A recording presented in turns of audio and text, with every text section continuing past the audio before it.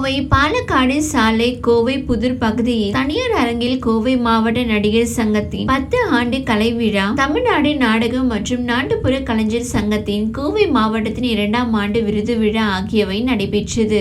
இந்நிகழ்ச்சியில் நடிகர் ராதா ரவி சிறப்பு விருந்தினராக கலந்து கொண்டார். இந்நிகழ்வில் சிறப்புரை ஆற்றிய நடிகர் ராதா ரவி, இந்த விழாவிற்கு வராதவர்களின் புகைப்படத்தை பேனரில் போடும் பொழுது கோபம் வருகிறது.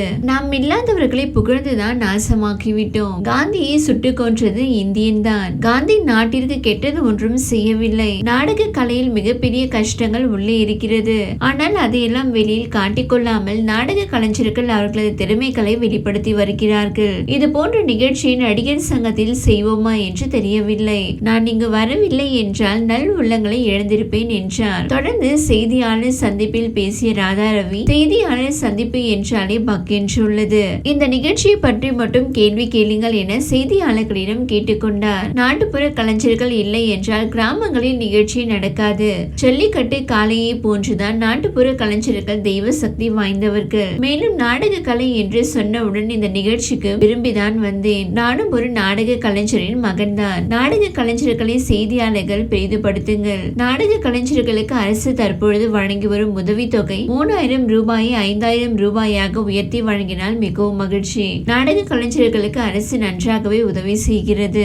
நடிகர் விஜயின் தமிழக வெற்றி கழகம் குறித்தான கேள்விக்கு கையெடுத்து கும்பிட்டு அவர் பேசுவதற்கு மறுத்தார். சஜஷன் யார் வேண்டுமானாலும் சொல்லலாம். சூரியன் காலையில் உதிப்பதும் அஸ்தமிப்பதும் மாற்றியமைத்தால் நன்றாக இருக்குமா என்று நான் யோசிக்கிறேன். அந்த இடத்தில் இருந்தால்தான் வழி தெரியும் என கூறி சென்றார். முன்னதாக நடிகரும் அரசியல்வாதியுமான M.R. ராதாவின் வாரிசுகள் தமிழ் சினிமாவில் தற்போது வரை சக்கப்போடு போட்டு வருகின்றனர். அதில் நடிகை ராதிகா மிகவும் முக்கியமான நடிகையாவார். இவரை போலவே இவருடைய அண்ணன் ராதா ரவியும் தமிழ் சினிமா ரசிகர்கள் மத்தியில் மிகவும் பிரபலமான நடிகராக உள்ளார். வில்லன், குணச்சித்திர வேடம் என எந்த கதாபாத்திரம் கொடுத்தாலும் அதில் பொருந்தி நடிக்கும் ஆளுமை கொண்டவர். ரஜினி, கமல், விஜயகாந்த், சரத்குமார், பிரபு என 80sகளில் இருந்து தற்போதைய இளம் ஹீரோக்கள் வரை அனைவருடனும் நடித்துள்ளார். குறிப்பாக தளபதி விஜய் ஹீரோவாக அறிமுகமான நாளைய தீர்ப்பு படம் முதல் ஃப்ரெண்ட்ஸ், காதலுக்கு மரியாதை, சுறா, சர்க்கார் போன்ற பல படங்களில் விஜயுடன் சேர்ந்து நடித்துள்ளார். இந்நிலையில் விஜய் கூறிய வார்த்தையால் ராதா ரவி மனம் நொந்த சம்பவம் குறித்து தற்போது தெரிய வந்துள்ளது.